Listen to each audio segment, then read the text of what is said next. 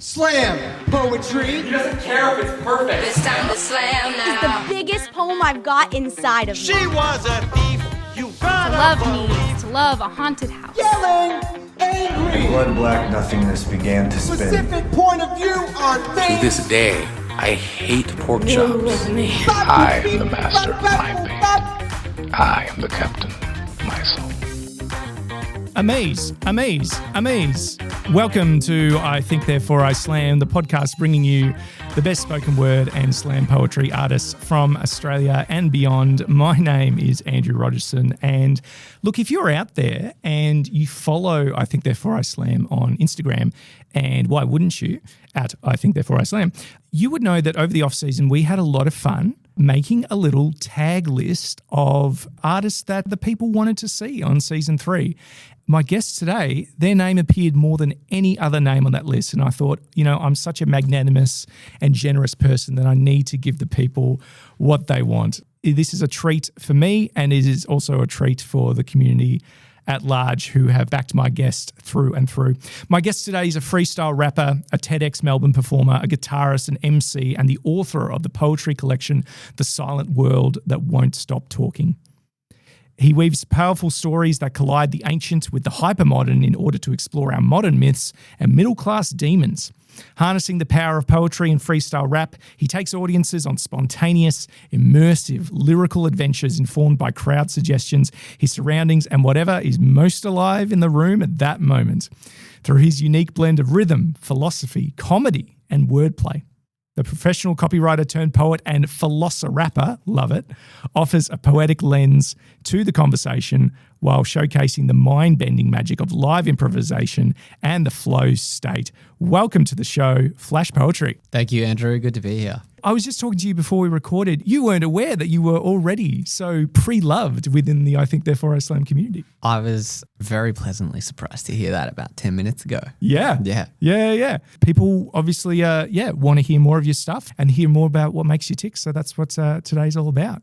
Now, we've been debating a bit about like where we should put the actual improv part of the occasion today, and we've decided that we're gonna come out all guns blazing. Front load it. Let's do it. Yeah, let's go. Take it away. Well, I'm just going to do a freestyle rap, which is just a rap made up on the spot. And, maybe, Andrew, if you've been doing this podcast for about 3 years, maybe some of the reasons that inspired you to start the podcast, maybe I can weave those in. Okay. You want some words and some themes? Sure. Oh, wow.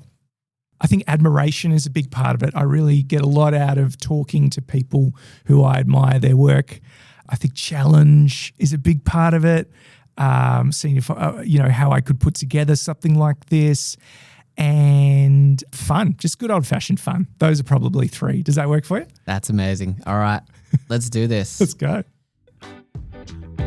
All right, well, beginning with a freestyle, I've got to say I feel like a bee in a beehive, cause I'm here and I don't have a plan, dude. I think therefore I slam with Andrew, and we are here at the State Library. Well, we're in the heart of society, Melbourne CBD. We are here in the middle. I think, man, life just could be simple, but I've got to say, well, that I have got bars, but right now we are doing a podcast, and honestly for me, it comes from inspirations. It comes through me. It's a different kind of vision. I too, Andrew, have some admiration for the people out there doing something a little different. People out there putting pen to page, doing what they want. There is more than just a paper chase that they are seeing in this beautiful life. And I'm here right now just to have a beautiful time, because it's rhythm and it's poetry. Right now, well, man, hopefully you know of me. I am just sailing on the open seas. This is just lyrical diplomacy. Let's just go with it. And maybe we could just try and speak. Maybe we could just try to find a way to be free. Cause I'm here and it's at the State Library, and I might try and see what just lies between the lines here on the page. Woke up this morning, I was feeling it's a maze. Look to the sky, it's a kookaburra calling. In my mind, well, the autumn leaves are falling. I see him. It's turning red to green, it's green to red. The cycles, I feel so blessed to be just a person with breath coming through. And I might just say, well, I think therefore I slam. Freestyle lengthening my whole lifespan. That's the way it works. Well, it's the flow state. No, wait, either way it goes, man, it's so good to be here with you, Andrew. We're going to talk about poetry and all the rules that we make to break and we start to try. And I am living and I'm learning and I'm simply trying to find the balance, trying to find a way just to take the challenge like you did right now. And I'm saying, well, yes, you know that we are dust, but before we turn back to it, let's have a bit of fun. And I'm rapping it, music, just and I'm pursuing it back and forth today. And I'm simply just using my skills and my talents that I have been given just to go on a tangent. Yes, and my vision is here right now when I jam. Right now, yes, you know, with the man, Andrew. Yes, I think, therefore I slam. So let's provide these people some value. Oh my God. Wow. Oh, get the clicks in first off. Gee, I was so blown away that I forgot to click that, mate. What a privilege to watch you just lock in there. You know what I mean?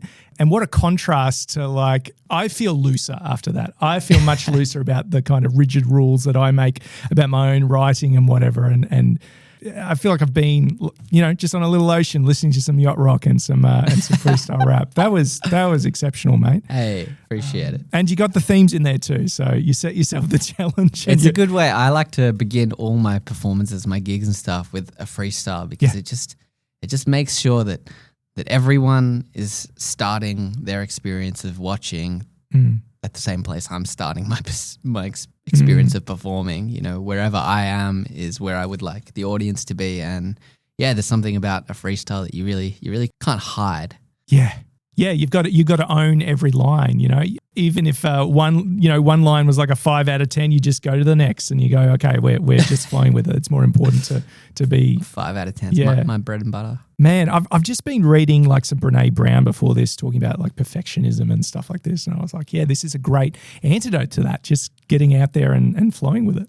Yeah, definitely. That is one of the enduring aspects of freestyle that I think retains my passion is the more you put into it, the more you get out of it in terms of a certain experiential learning of how to be radically non-self-judgment in real time. And that's kind of the we're diving straight in, but that's kind of the kernel at the center of freestyling for me, is that it really forces you to express yourself creatively and spontaneously, but to really not let, the 5 out of 10s even really buffet you at all. Yeah. You just kind of gauge them, you clock them, and then next line, keep going. Yeah. And like right now, do you have the ability to like recall that whole thing right now, or is it out there to the wind kind of thing? There's a couple of lines in there that I was pretty happy with, but no, it's I freestyle a lot, so most of it is irretrievable. Yeah, it's what's the word? Ephemeral. Is what we're looking for. Yeah. Now, when I think of freestyle, I think of improv, which I know is not 100% the same thing, but it makes me think of like growing up watching Whose Line Is It Anyway with Wayne Brady, who, built this reputation of making these little comedy songs. And I've been rewatching some really early episodes right now, and sometimes I'm watching, I'm like, as an adult, I'm actually not 100% convinced that this is like 100% improv, but I can absolutely put the stamp that, what you just did was one of the most legitimate things I've ever seen. So again, I have so many questions. I guess the first one is, how did you start doing this? How did you build a foundation that gave you the confidence to share your creative work in this way? Yeah. Do you mean freestyling specifically? Sure. Yeah, well, I was a writer and a big reader for many years, and I wrote a lot of poetry, but the freestyling, that was definitely an unexpected surprise. I think not many people, you don't really plan to become a freestyle rapper. I think it's more of an incidental occurrence. And yeah, the story is basically I was at an open mic. I had published my poetry book, and I was just following my curiosity at that point. I knew I wanted to do creative things, artistic things full time. And I was just following the energy and what felt most alive. And it was at this open mic. I did a freestyle with a band in front of everyone, just as a kind of an experiment. It was just a fun thing to do. And yeah, pretty much from the moment I had performed on a stage freestyling, just the feedback I got from the crowd mixed with the feeling of just sheer euphoric aliveness that I had doing it. after that night, it really just took that one performance for me to be like, yeah, this is something here is undeniable and I got to follow it. Such a common story with people I talk to that they get marked by an experience like that, you know, and sometimes it's a very healing thing because they might have had an earlier experience where they were marked in more of a negative way, you know, being in front of people and something going awry. So let's go even before that though, like the poetry thing that was before the freestyle thing. What's the story there? Yeah, I started sharing poetry for the first time when I was in South America. Yeah. And yeah, it's a funny thing. Now I look back on it because I had never shared poems with anyone in Australia, and it took me living in South America for 2 years to make a Instagram account that didn't even have my name on it. That was where Flash Poetry came from, and just to start sharing poetry in that way. And so there was something beautiful, I think, about having the distance and the spaciousness of being on an overseas trip that inspired me and encouraged me to just have the courage to share my work, even though I knew, you know, I was still at an early stage in my journey as a poet. But yeah, that's where it really got started. And, you know, I started writing poetry in some pretty dire circumstances. I was really sick for a while in South America. I lost the use of my voice from a chronic throat condition and a bacterial lung infection. Oh, man. Yeah, and I mean, that was definitely one of the dark nights of my soul. Funnily enough, if you live, I think, long enough and you keep a positive attitude and believing somewhat delusionally that things happen for a reason, they eventually might. And yeah, it's funny to look back on that time and see that as kind of the key stepping stone for me embracing poetry and kind of stepping away from music a bit, which is what I was doing throughout my childhood. How serious was the lung condition? Like, are we talking, you know, was it really ramping up on you? Yeah, it was the worst thing that's happened to me health-wise, definitely. I saw multiple specialists all throughout Mexico and Colombia and lost the use of my voice for a whole month. And yeah, during that month, I just booked myself into a hotel. I had a friend staying with me, and I was just so worried that I'd never be able to speak again. That was the main thing, and you know, eventually it just started improving. But really, it's been a process of probably 4 years of seeing Chinese medicine doctors and different specialists to get to this point now where, yeah, for the first time probably since it happened, my voice is really coming back, and it feels like I've just been, you know, the shackles have been taken off, and I've been doing all this work behind the scenes that now I get to express. Yeah, and again, from what I've seen and what we've heard today, no problems with the breath control and all the things that you need to be good at freestyle. Yeah, I've been really rinsing my voice since I could. Absolutely, making the most of it. So it sounds like, you know, poetry really came to life for you in not only, you know, adverse health circumstances, but also you were out of the ordinary, you know, you were in another part of the world. Why do you think it is that breaking from our familiar surroundings allows us to have these kind of creative breakthroughs? You know, to be honest, I think Australia has a certain, from my experience of growing up in Australia there, and I think all countries have this, but probably Australia more than others, there is a certain conformism or a certain tall poppy syndrome that is in the air. And if you combine that with the fact that when you live in the country that you have lived in your whole life, that's where your family, your job and your community and all your responsibilities are, all those things are the things that often give life meaning and structure and depth, and yet they are an incredible amount of just noise and mental energy. And I've always felt this expansiveness whenever I've broken away from Australia. And for me, this is my home and I'll always come back here, and this is where I want to live and I want to be. But yeah, you know, if you can, taking a little time away, it definitely allows the scope of your vision, I think, for me personally, to widen in a way that is hard to do when you've got your mum texting you for dinner on Wednesday, and then your job saying what shifts can you work, and there's all these things going on. And yeah, I often think distraction is really the obstacle to creation. I think some people feel like they're acting out, a social script when they're home, and that does take up, like you said, a lot of real estate.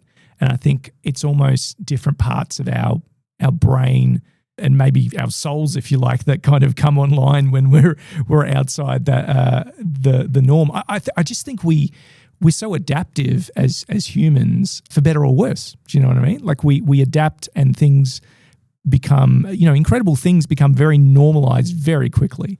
So I think you do have to keep things new, keep things interesting to really, evolve and learn who you are. Yeah, it definitely pays to put your identity down for some time because, as an artist, to be able to stretch and expand, identity is often a barrier to that. And so it's a tricky one. It's a tricky one because there's so much beauty in the freedom and the lack of responsibility, and yet at the same time with no responsibility and total freedom, that's also a sort of vacuous and constricting kind of existence. So for me, hopping between overseas and Australia has been really, really supportive. Good stuff. Good stuff. I Think Therefore I Slam is brought to you by the Slam Fam on Patreon. Yes, these are the generous, beautiful, creative souls who help keep the lights on here at Podcast HQ. And for less than the price of a coffee a month, they get access to all types of exclusive goodies, including bonus episodes, previews of upcoming content, new poems and musings from me, and much more. To become a member, you can head on over to patreon.com/ITTIS or click the link in the description. Now back to the conversation. Now, you showed a lot of trust in me at the start of this in terms of me throwing out a couple of themes for you. And I think I played it with a pretty straight bat. I didn't try to throw something in there that was going to mess with you too much. But crowd interactivity, massive thing of what you do, taking input, taking ideas, taking the vibe of the room or whatever's going on in the room. That must involve a huge lot of trust. How do you kind of mentally map a crowd's vibe into a structure and rhythm and meaning in real time? And has anyone actually tried to actively mess with you and throw you some kind of curveball and see, let's see how it goes with this? People frequently try and mess with me when I ask them for words. And the funny thing is that is what I want them to do, actually. Because, you welcome it. Yeah, I've realized over the years I used to think, freestyling, especially if you're freestyling in the city on the streets, it's chaos. You've got people trying to grab the mic. You've got all sorts of people from all different backgrounds standing around, and it's quite a bit of a pressure cooker, I imagine. It's pretty intense. It certainly takes a lot of energy and field work to be able to hold all that.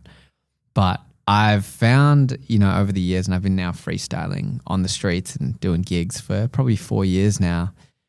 But that extra little piece of drama, the drunk guy who's coming up and dancing with you, the person who's throwing you words you've never heard of, this is the stuff that makes the magic, That's, people love actually to see it. I used to think, oh gosh, there's a drunk guy. I feel a bit nervous. And now I'm kind of like, how do I use this drunk guy to make this spectacle all the more spectacular? Yeah. Do you have any stories of like, I know you mentioned that a lot of the practice is, I suppose, just learning to let go in the moment, but have you had any, experiences where it's really gone off the rails? I had at St. Andrew's Market, I had this gentleman who was, he was well intoxicated at 11 a.m. in the morning. Oiled. He was well lubricated for the time. I was freestyling, there were kids and families, and he kept coming up to me and just kind of like, he was really loving it and he was dancing with me. And we ended up just doing this thing where I kind of had this conversation with him on the microphone, and it just turned this situation from everyone being kind of nervous for it to be, kind of a beautiful scene. I think it helps, when you have the microphone, people, I think they want to mess with you a bit, but they actually respect the fact that it's your microphone. Yeah. And so I could feel he was coming in and hassling and heckling me, but he wasn't really trying to mess up this performance that I was doing. And so, just feeling the authority of, if someone has your microphone and you want it back, you can take it back. And I think just I've had so many experiences on the streets freestyling to people that really never would have happened. But there's definitely just so many variables to consider. I don't really think I rationally understand how, I don't think any people who apt improvisers or people who are great facilitators, I don't think they're really consciously knowing what they're doing in order to create a space that is conducive to whatever their aim is. I think there's like a million micro, rational but subconscious cues and little signs that are happening that allow a performance that is so untethered and chaotic and just malleable and completely open to going anywhere to be successful. And I had the to answer your question, I had the thought the other day, and it was a really nice thought of the things I'm learning through just playing gigs. Like I'm playing gigs every weekend and just getting out there and doing it. And I can feel that I'm just learning these lessons that I don't even really know what I'm learning, but I'm learning them. And the only way to learn these kinds of lessons of how do you manage a crowd of 100 of people, all from different backgrounds, this is just field work and being receptive to energy that you can only really learn by getting out there and doing it. Yeah. And so that feels really cool to be racking up the kind of experience that you can't learn in a book. No, yeah, absolutely not. Do you kind of have a favorite context, if you like? Do you enjoy being out in the open air where anything could happen, or do you prefer, kind of being around other improvisers or jazz musicians, or is it kind of all par for the course? If I had my way, it would be kind of I love the living room gig kind of environment, the tiny desk level gig. That for me, when you have an audience and everyone's kind of sitting on the floor and there's not a huge amount of background noise and there's just this understanding that, okay, for the next 40 minutes, there's a performance happening. And I like playing in those environments the most. And when I put gigs on, I try and curate that as much as possible.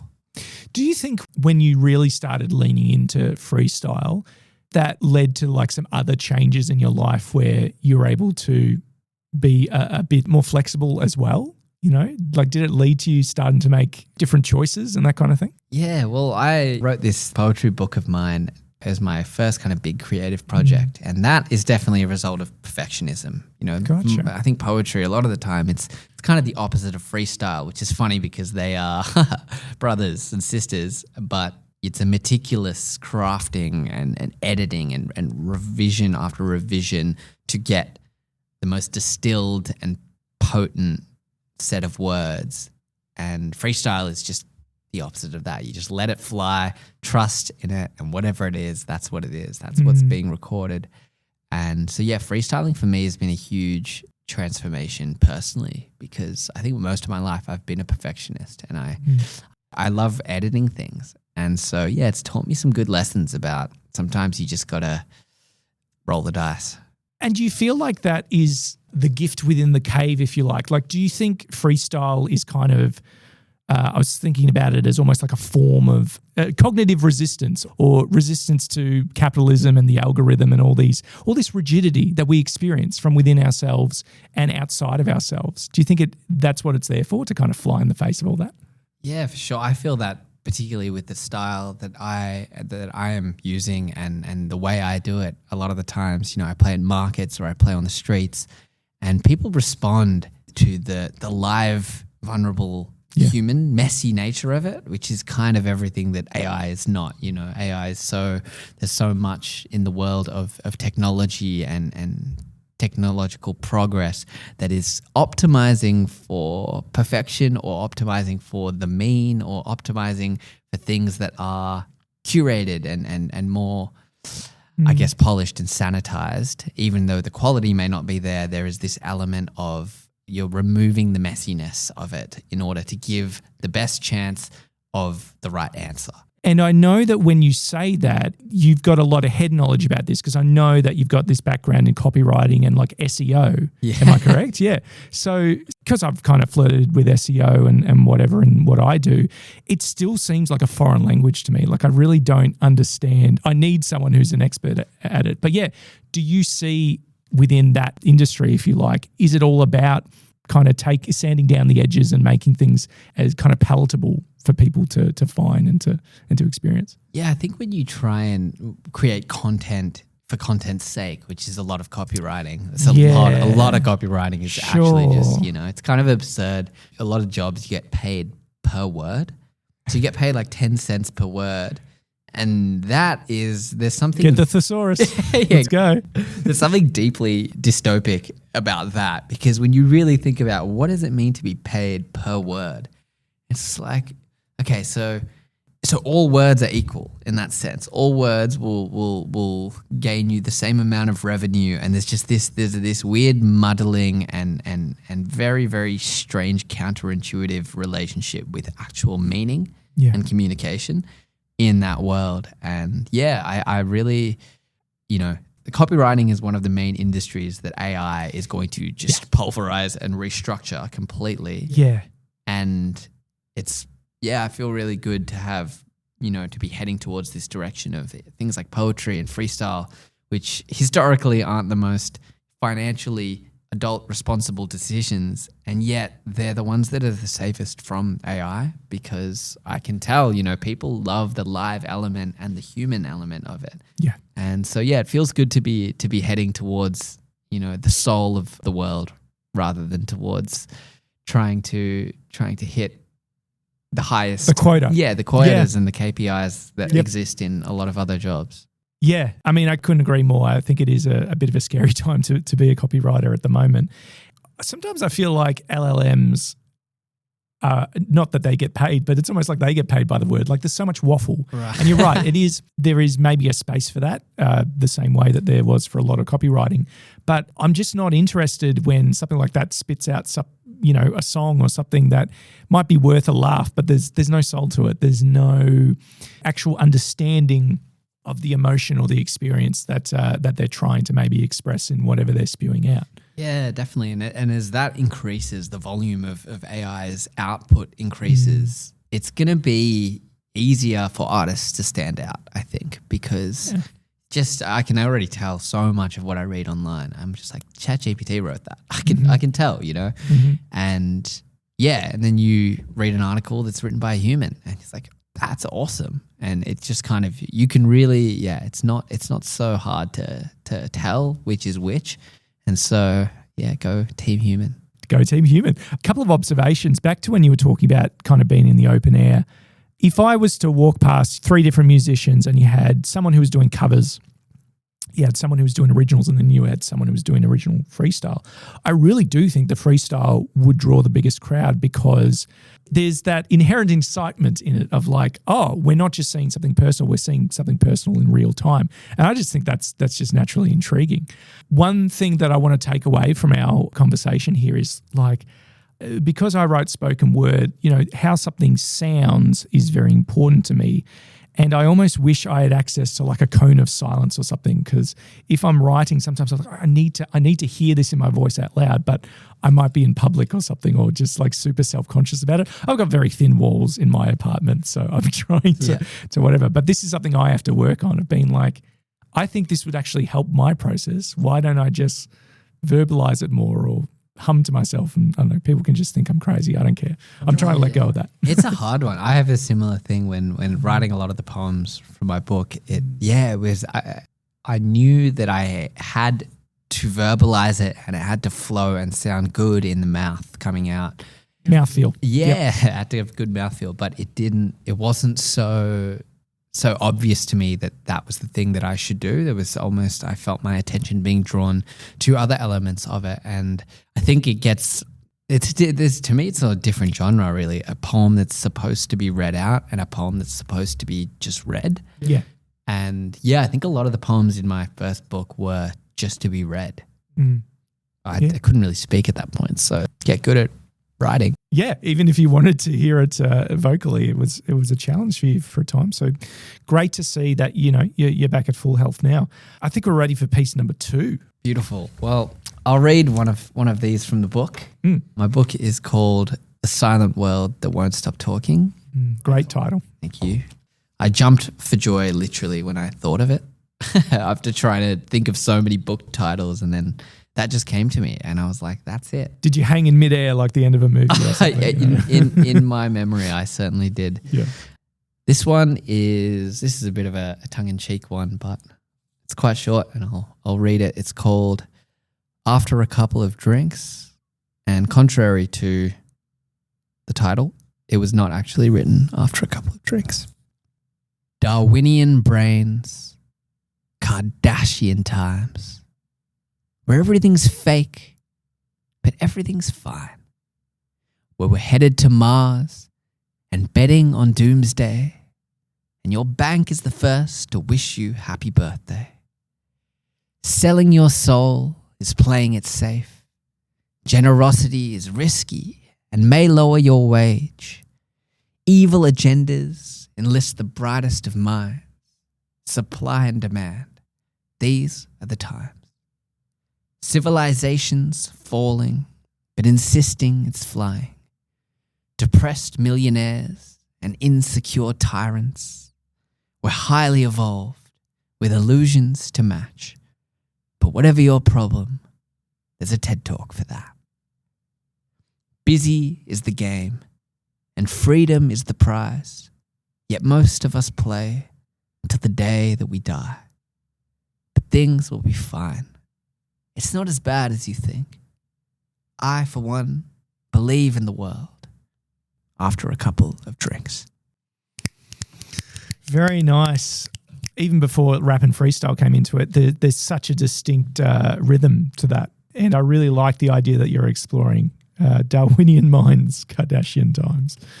Was that the opening line? Yeah, Darwinian brains, Kardashian times. Yeah, there you go. Which definitely sums up a lot of my work, I think. I'm always trying to, the Darwinian and then the Kardashian, and those two poles that exist within us as modern humans, and just the sheer absurdity of when they mix together. Yep. The fact that we still have all that kind of ancient lizard brain wiring on top of the ability to try and predict the future. Like it's so strange walking around with this thing between our ears, I'm going to spend my whole life trying to learn about it. Hey, quick pep talk. If you're enjoying the episode, I'd love it if you could leave a rating, review, comment, or like wherever you're listening right now. You know how this works. Every little bit of digital interaction helps people to find the show and keeps the poetry flowing. And if you want to do something extra special, please share the episode with someone who you think will vibe with it. That also helps with all of the above. Thanks so much for listening, and now back to our guest. This feels like a really good kicking off point to talk about your debut album, actually, which came out last year. So Reality Now.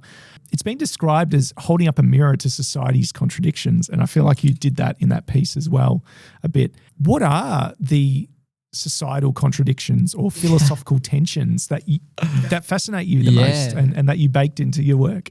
I mean, we just talked about the lizard brain and the high brain. Yeah, that's one. Certainly. It's, I think at the core of this current moment in history is firstly the fact that it's very easy to neglect the questions that actually speak to the deeper parts of the times and ourselves, just because of the environment that we live in. It's so easy to be distracted, and there's just a million types of Kit Kats just waiting for you at every corner store, and there's just so much going on. We're just inundated with freedom and options. And, Soren Kierkegaard's quote has always resonated with me. He says, "Anxiety is the dizziness of freedom." Okay. What a great quote. I'm writing a piece called that. No way. About anxiety. So I just jumped out of my skin there. Yeah, I love that because it's a funny little paradox there. And that's certainly one of the contradictions, is that freedom is one of the core tenets and virtues of the age. And yet everything that is sold to us as being, something to aspire to often comes with the other side of the coin along with it. Too much freedom is no freedom at all. And you've got constantly to make choices and to have the weight of your own destiny being placed on your shoulders. Yeah, there's certainly an element of we've gone too far in some areas. And we think that more of it is the answer. And it's really seems to be taking stuff away is probably a good place to start. Taking stuff away, yeah. I'm very aware that even to have a conversation like this for most of history has not been possible because people had such miserable lives and were just trying to survive. So that was the main thing that was maybe preventing them from maybe finding their bliss. I don't know. But do you think the main distraction today has consumerism replaced that? The fact that you're relatively safe, you're relatively very safe compared to most of history. Yeah. But there's just so much more pressing on you, as well as the fact we talked earlier about adapting to the extraordinary. Well, now we get exposed to the extraordinary and then we think it's normal, like I think I'm in the process right now of really re-examining what are my expectations for my life? Right. Like, what are they really? Like, is it actually realistic to think that I'm going to be like some baller or whatever? You know what I mean? Yeah, it's expectations. That's a real demon that everyone has to face at some point, I think, is really asking themselves, are my expectations reasonable, or where are they growing from? What are the core values at the base of them? But yeah, it feels certainly like there's a hunger, a longing naturally in human beings throughout time. And in this particular moment in history, the hunger remains ravenous as ever. And the things that we are being fed to satiate the hunger are really quite obviously not the things that will satiate them in a deep way, but at the same time, just so majestically tantalizing that we almost are in this terrible, shameful bind. It's almost a cringe-worthy feeling of, wow, we are being defeated by candy bars and TikTok.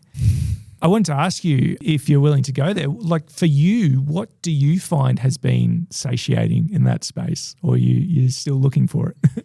Yeah, I think it's my job to have many question marks open as a poet, as an artist. I certainly don't feel like I've got it figured out in a philosophical, existential sense, but definitely finding this passion for words, for language, for freestyling, and getting serious about it, and basically just asking myself, hey, is this what you're going to offer to the world? Is this your vocation? And that's been a resounding yes for me over the last few years. And I think since switching into that mode and just taking this really seriously, so incredibly seriously that it really is the most important thing to me. I've definitely felt that a lot of my questions and a lot of my anxieties and instabilities and the restlessness I had has been satiated by having a clear purpose that is very much a narrow purpose. There's a lot of things I can do within the realm of poetry and music, but my options have narrowed dramatically in the same way that, I'm with a partner right now and we are really getting serious about it. And so I feel in many areas of my life, the scope is narrowing and yet becoming more concentrated. That for me feels really, really good because, a lot of my 20s was spent with just so many questions and so many undecided fates. I think it's one thing to be all potential, and when we're young, we're all potential. Yeah. And there's something exciting about that. Again, I feel this in kind of now in my mid-30s, you have to start cutting off branches. You have to start, I'm just not going to be this. Do you know what I mean? And to be okay with it. And it's quite painful, really. Yeah. Is there something that you've had to put to rest that I think the expectation itself needs to be put to rest, because I have this fear that I run on what I call dirty fuel a lot, where it's like I need to push myself hard or like I won't get anything done. I actually don't think that's a solution. I think you actually have to replace that with cleaner fuel of realistic expectations and self-compassion and a whole lot of other things that I'm trying to kind of put in there more. So it's one thing to be all potential. It's another thing to say, I'm going to be this thing and not this, and to commit to it. Yeah, definitely. To accept your finitude, I suppose, ultimately.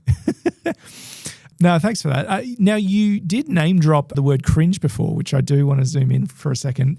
Way back in episode 1 of I Think Therefore I Slam, had a great chat about cringe as a concept with Ren Rapture. What is your relationship to cringe?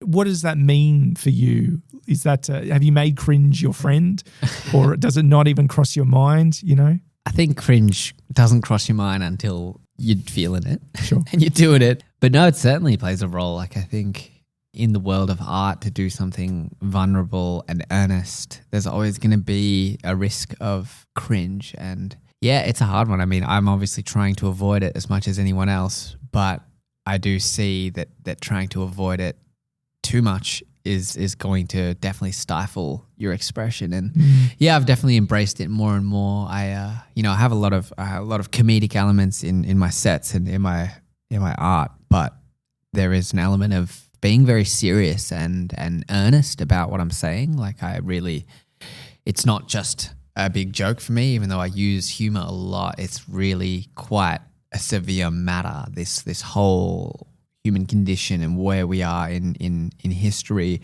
and what I feel like I want my art to do. And so there's an element of stepping into the earnestness of that, and there comes with a total lack of an inability to be blasé about something. And I know that's a very popular kind of facade or apparatus for artists to use, ironic, blasé kind of attitude. And yeah, that's never really been my shtick. No. Yeah, it comes with a bit of cringe. I think sometimes I do feel some cringe on stage, or I can tell, there's someone who feels like what I'm doing is a bit too maybe on the nose or something like that. But it's all collateral damage at this point. We're seeing generational patterns too. Like I think it's probably more of an issue for Gen Z, I think. I mean, we could theorize all day about why that is. Did they miss too much socialization during COVID? Is it just the entwining of the internet with everything they do? I think it does build this picture of a lot of self-consciousness, of feeling like people are always going to be watching and evaluating you, and you just don't want to be found out. And I think that does kill a lot of earnestness. I think that kills a lot of dreams. I think that kills a lot of potential, great experiences. The more you grow up, the more you realize no one really knows what they're doing. Everyone's freestyle rapping in their lives, you know what I mean? A lot of creators I follow are talking about cringe mountain. And what they mean by this is that if you want to do something, if you want to start a new skill, you have to climb cringe mountain. You have to let yourself be bad at it at the start. The expectation, coming back to that word, that you will be good and well received and accomplished at something the first time you do it is ridiculous, and I have to call that out in myself. I have to do that a lot. So climbing cringe mountain is about not waiting for perfect circumstances or not waiting for the perfect approach, of using what you have, using the shitty camera or the sound equipment that you have to make something.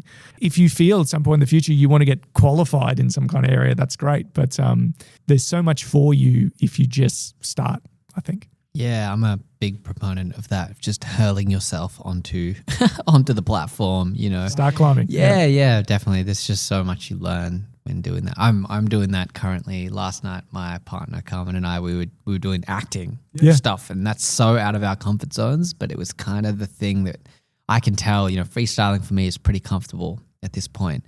But doing stuff that's drama related, stand-up comedy. You had a script, yeah? No, we were just like doing improv, playing improv games, and we've been doing it, dabbling in stand-up comedy and these kinds of things. That is not my native wheelhouse. That's definitely cringe mountain in the world of drama and stand-up comedy. Certainly got to go through a lot of rough sets. I think to get anywhere. And so it's been nice to experience that again as a undertaking something that's new, but also it's just so exciting and ripe. Yeah. And just in this moment, what's great is that you know what I'm talking about. Like when I say cringe mountain, I know what that feels like. Back when I spoke with Ren, she absolutely knows what that feels like. I think so many people listening to this probably know what that feels like. And I think all we want to say is it's okay. It's part of it. No one is going to recall it as much as you do. No one is going to torture yourself over whatever it is as much as you are. Do you know what I mean? For sure. Yeah. What is it? You have to risk sounding bad if you want to sound good. Just put your hand up and ask the question. 50 people are thinking it, and they just need someone. We need to lead ourselves with cringe sometimes, I think. I want to talk about Holy Fools, this incredible kind of improv night event that you host. Can you paint us a picture of what a typical night at Holy Fools even looks like? And why do you think people have been so drawn to a space like that? Yeah, we had Holy Fools was Thursday, so Yeah. about 3 or 4 days ago. Fresh on the mind. Yeah, it was the best one yet for sure. Really? It was That's cool. awesome. It's at this venue called Transcendence. Yeah. It's a new venue that opened up in Collingwood. It's an amazing place. It's like 10 different levels of just creative wonderlands. Very surrealist and absurd. It's a co-working space, and it's It's got everything in there. To be Yeah. honest, like they've got a hot tub. They've got gig rooms. They've got all these kinds of It's just I've gotta check it out. It's a Sounds cool like my place kind for of place. sure. Yeah. And so I'm running the open mic monthly there, and this has been my little brainchild of going to many open mics, being inspired, but wanting to create my own that has a few elements that the others didn't have. And there's a lot of reasons, I think people are coming, and it's been great because we haven't had to promote it anymore. We haven't really had to push it out there. We just know people are going to come because they know it's on third Thursday of every month at Transcendence, and there's a live band, house band, which are a bunch of my friends, and they're all just amazing musicians. And so any performer can use the house band, and more than half of the performers use them, whether they're reading a poem or performing a song or freestyling. They can just call up the house band, give the house band some prompts, and they will just spontaneously do some magic. Yeah. On top of that, it's just me. I do my little philosophical bits in the middle of performances. I do some freestyling, and it's just a really, really nice community. Very, very nourishing, wholesome vibe, which has been, super, super cool. Yeah, it must be very rewarding when you've been able to birth something that's in such a great niche for people.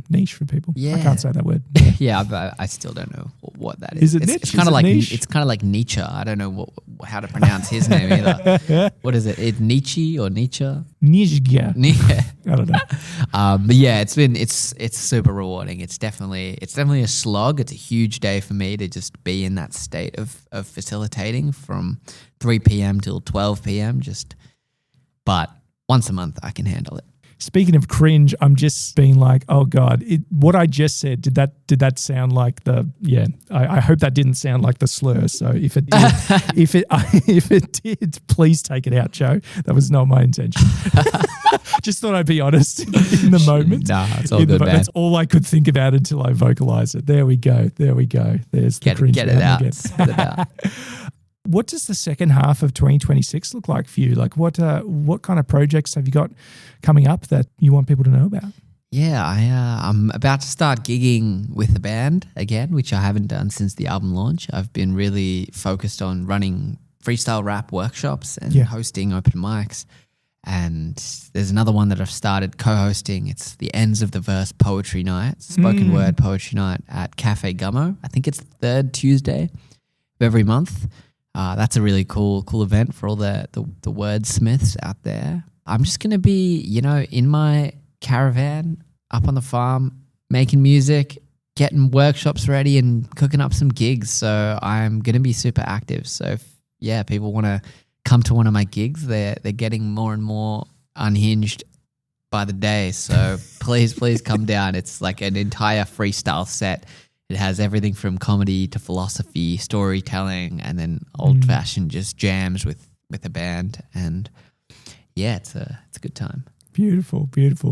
All right, let's get colourful with our language, so to speak. I want to invite you now into the overarching creative analogy that I'm using this season. I want to ask you if your creative work is a colour or shade on the colour spectrum. What is it and why? What are you putting on the canvas? All right, I might just have to put my hand on my belly, the other one on my heart. And the color that comes to mind is a shade of green. It seems like it has this element of abundance. It's rare, it's precious, but at the same time, there is this lining surrounding it that I'm in love with. It's something that is of the earth and yet will rise to return back to the ground. Green's like the color of growth and abundance, and yet also finitude, something that is so precious, but at the same time has this element of fleeting, ephemeral magic. And so for me, the creative process really centers around this, if I had to, if you've got a gun to my head and I had to choose a color, it would be green. Love it. Thanks for taking us on that little journey there. Again, I saw this great news story of a lab that has designed a type of moss that they can spray onto concrete walls, blank concrete walls, and it can stay there. And moss is great because it filters dust and pollutants, cools things down, and just looks cool as well. And I was like, man, that would be so great. I know we take a lot of pride in Melbourne of our murals and stuff, so we wouldn't put it over any of that. But it'd be so cool to see a bit more green in our cities. Do you know what I mean? Moss in a can. Sounds good. Love it. We now turn our attention to the segment Shamelessly Ripped Off Diary of a CEO. It is Diary of a POET. So you've been left a question from my previous guest. So this comes from Will Small, who asks, what is the perfect day off for you? As in, if tomorrow your schedule was clear and you didn't have any responsibilities, what would you do? Tomorrow my schedule is clear. So one of the blessings and the curses of being an artist is that you inevitably have to work a lot, and yet work is funner than play on some level. And so, my perfect day is probably having a good night's sleep, waking up pretty early in the morning and just starting my day by doing whatever I want to do in the morning. And that changes. And, I often do start my day like that. It's either writing, or maybe it's rapping, or thinking up a concept for a song, or something creative, something that's quite difficult, arduous work. I like to do that for the first 2 hours, 3 hours if I can, at the start of the day. And then, probably just head straight to a large body of water and go for a swim, eat some good food, and then just proceed to do what I did for the first 3 hours of the day for the next 6 hours. Yeah. I really feel that as someone who I really do just love working on songs and writing and ideas and projects. And it kind of feels like every day could be the best day of my life, depending on how it goes, with me in my notebook. And so there's this addictive, always coming back to it, because I never know, I love the feeling of, oh, wow, that's awesome. And that is one of the most satisfying things for me personally. So it would be just a whole day of probably drinking indecent amounts of cacao and coffee for this particular day, just to really ring the towel. And then, wind down, hang out with my girlfriend, go and see some friends, and then watch Radiohead live in concert. that would be good.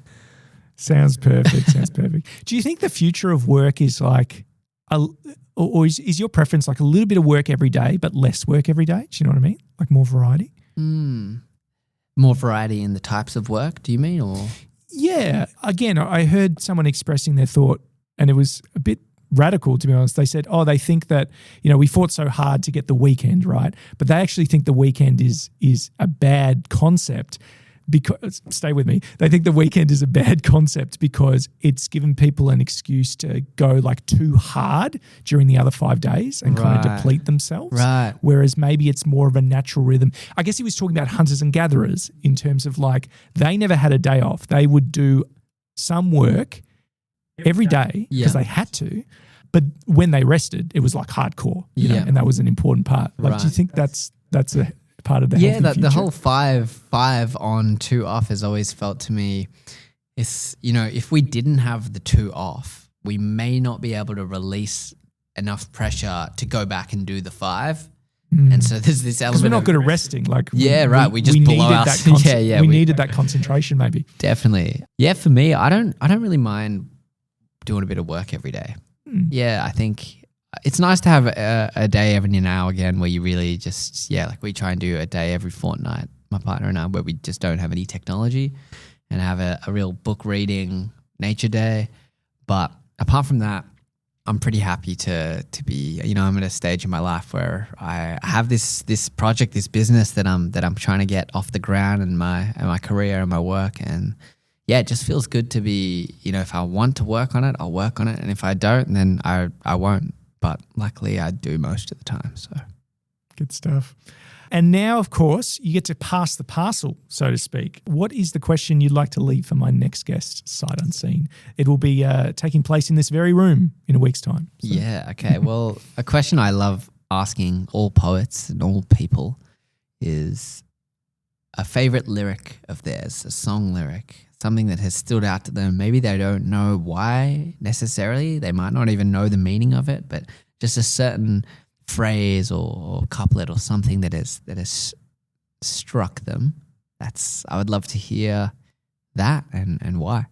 No, I think that's a great one. I don't think I've ever had a guest that has not been a music enthusiast in some way, that is not a meaningful, they don't have a meaningful relationship with it. I think it's always a factor. It certainly is for me. I think there'll be some really insightful stuff from that. Cool. Good stuff. Flash Poetry. If people want to find out more about your work, if people want to get the album or the book or see you at a gig, where are the best places for them to head to find all the goss? Yeah, thanks. It's all across all the digital platforms. I'm Flash Poetry and, Spotify, flashpoetry.com.au, all these places, and you can basically find my writing, my poems, my music, and upcoming gigs and all those kinds of things. So check me out. Check him out.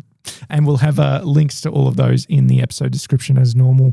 What a fantastic chat. I feel like I've been so enriched by this time, mate. We want to hear one more piece before we wrap up our time today. One more piece. Well, since it's been such a vibrant conversation, maybe I'll do another freestyle. Oh, hell yeah. I was secretly hoping. It's just so much more fun than reading from my book, which you can all do in your own time.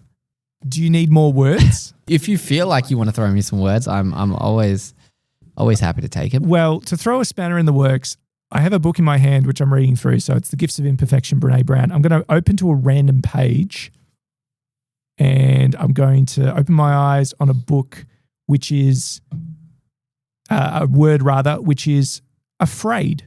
The word afraid. Afraid. Yeah. The Gifts of Imperfection. All right.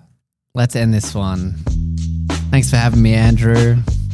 I think, therefore I slam. But right now we are just gonna jam, cause, well, it's a beautiful day. I'm here at the library, a suitable place. But we are gonna talk about poetry and love and art and what it really means to be afraid. Cause honestly, man, I have felt that fear. Many years ago, I was trying to steer, sailing on the sea. Well, you know that I was hoping. What could it be? Well, you know that I was groping around in the dark, trying to find my path, trying to for love in all of the bars and all of the faces and all of the stars. But really, well, I found it in my craft, and then I found my art, and then I found my path, and I was walking all along and I started to laugh. I said to myself, well, I've got still questions, but really the gift is imperfection. Cause honestly, when it comes to freestyle, you just got to keep going. Really, in the meanwhile, you could hear the voice in the background that is so afraid, but you sometimes just got to say, hey man, not today, because I'm trying to just go and I'm trying just to stay attached to the tether that I'm on. And I'm here because you know that the song must go on. Cause really, well, every day is a strange situation. We are here improvisating and trying to figure out what to do, feeling like really we are just a Rubik's Cube trying to solve ourselves, trying to revolve ourselves. And I am here right now, I can't control myself. I don't really understand what are we doing, living and we're learning and we're simply pursuing. Cause honestly, well, you know that there is fear, there is love, two different sides, and I'm getting more near to both of them. It is below and above, it is heaven and hell, it is earth and all of the verses that coming out my mouth.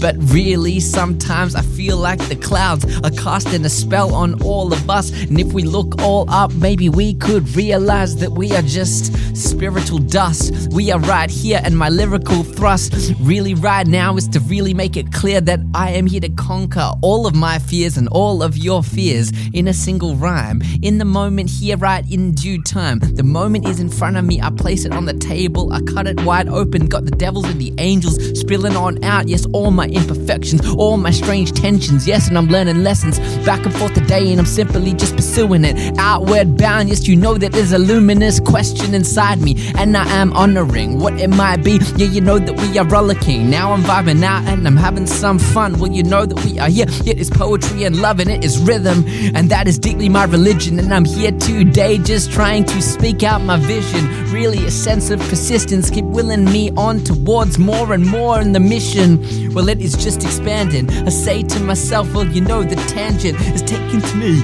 to a place that's random. I cough and I stumble and I get back up, no trouble, because that's the imperfection, the glory. It's kintsugi, watch it like a movie. So I'm right here today, and you know that the freestyle is making me loopy.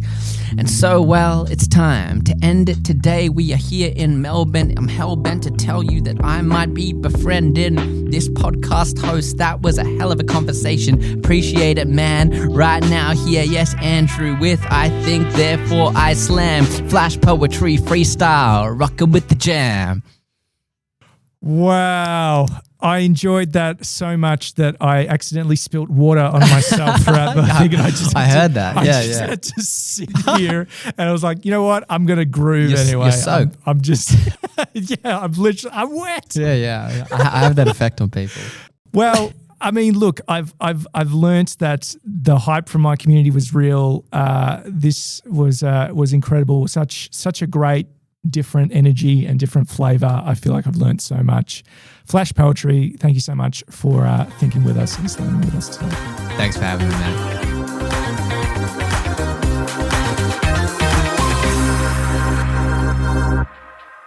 Weetabix hands, what's that all about?